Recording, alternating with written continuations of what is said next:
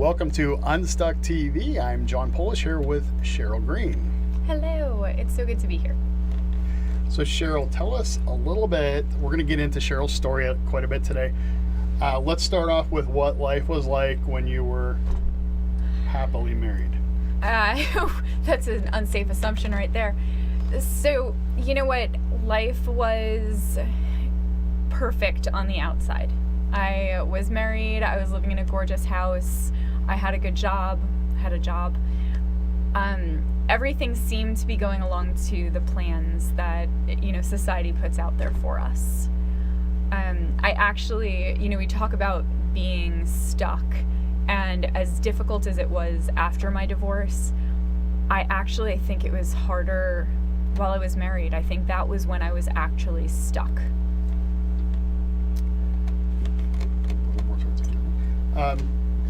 Tell us what happened.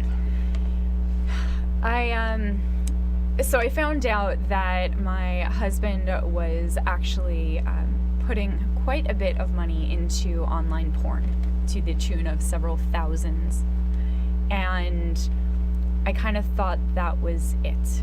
I thought that I could get him some help. I signed him up for like Sex Addicts Anonymous, and I tried to do what I could to support him because in my head, I decided I was never getting a divorce. I am the child of divorced parents, and I said that when I got married, it was going to be once, and it was going to be great, and it was going to be for life. And one day, I remember trying to reach him. We used to talk all the time, and I was at work. I had been texting him all morning and trying to call him, and I didn't hear anything back. And I had like the worst things going through my mind. Was he in a car accident? Was he in danger somehow? And then I had this tiny thought, did he do something really stupid? Did he get arrested for drugs or something like that? But mostly I was just scared. I thought he was dead.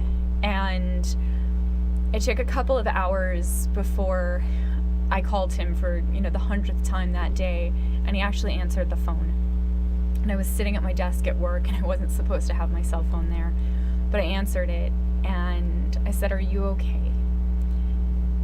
And he just said 4 words that completely changed my life. "I'm in big trouble." And I ran outside of the building, and I remember bursting into the sunshine because we had no windows in the building. And I said, "What's going on? What happened?" And he said, "I've been arrested." "For what?" He said, "Soliciting a minor online."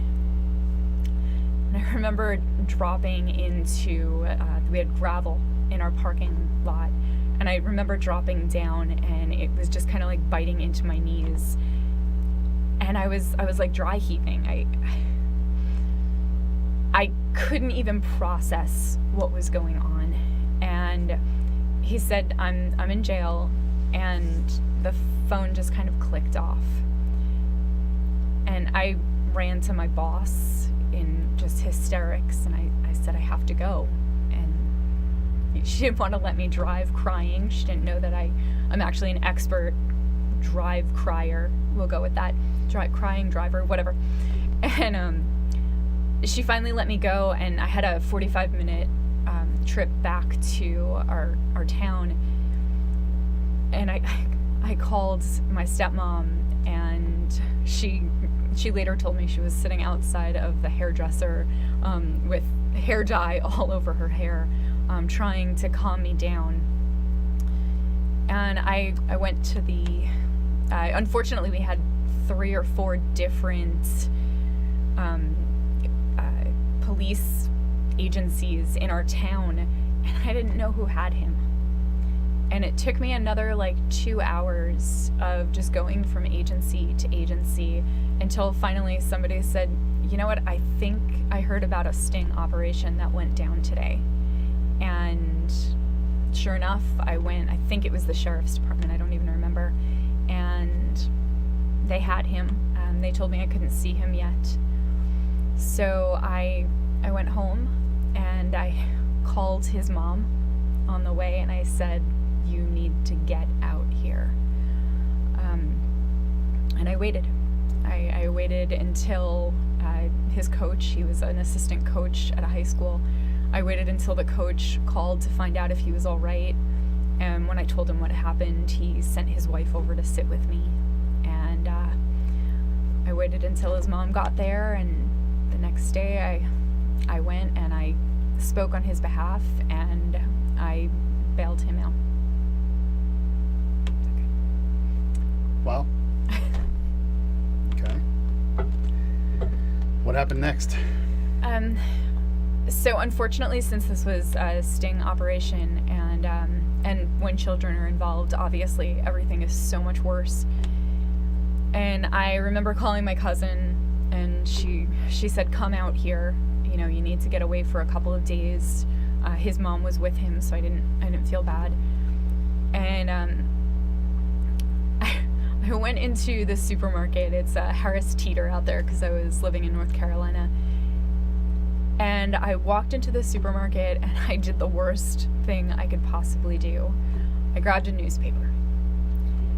And I'm standing at the customer service desk and I opened this newspaper, and front page was my ex-husband, or now ex-husband's, my husband's picture, along with our address and my license plate number. And I kind of dropped to my knees. I fell down a lot during this experience, but I just fell down in the supermarket and I just cried. I woke up the next day to news vans sitting outside of my house. They wanted an interview. They wanted to see, you know, how could I have possibly not known? How could, you know, it's that whole, like, there's monsters living in your neighborhood kind of segment. And I ended up going to stay with my cousin for a couple of days, just to get out of there and to avoid, the news is really good for some things, but it also has a tendency to make your private shame public.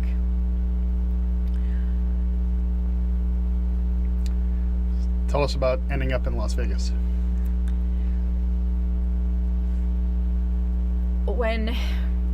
So I was living in North Carolina and I was done. I knew I couldn't stay married to him. I had nothing else holding me in North Carolina. It was just a really, it was never home, and this of course made it even worse. So I decided to move out to Las Vegas. My dad and my stepmom had moved out here years earlier, and I came out here and moved into their spare bedroom. I went from this beautiful, 4-bedroom house to a spare bedroom.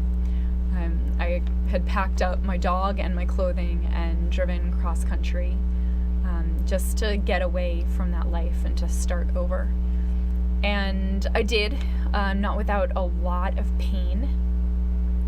There were quite a few days where I just couldn't get out of bed. It just wasn't an option. And those days started to become more frequent.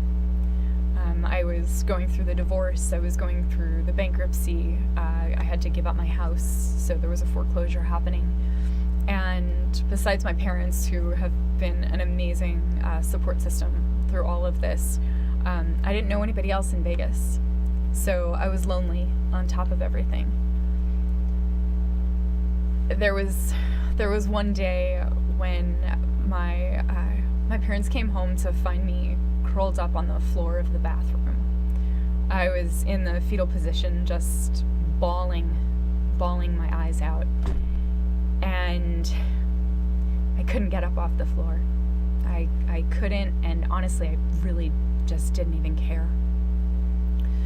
My stepmom held out her hand and kind of dragged me up off the floor, and she looked at me and said, "Cheryl, this isn't you." Take a break. Yes, please. Or Cheryl.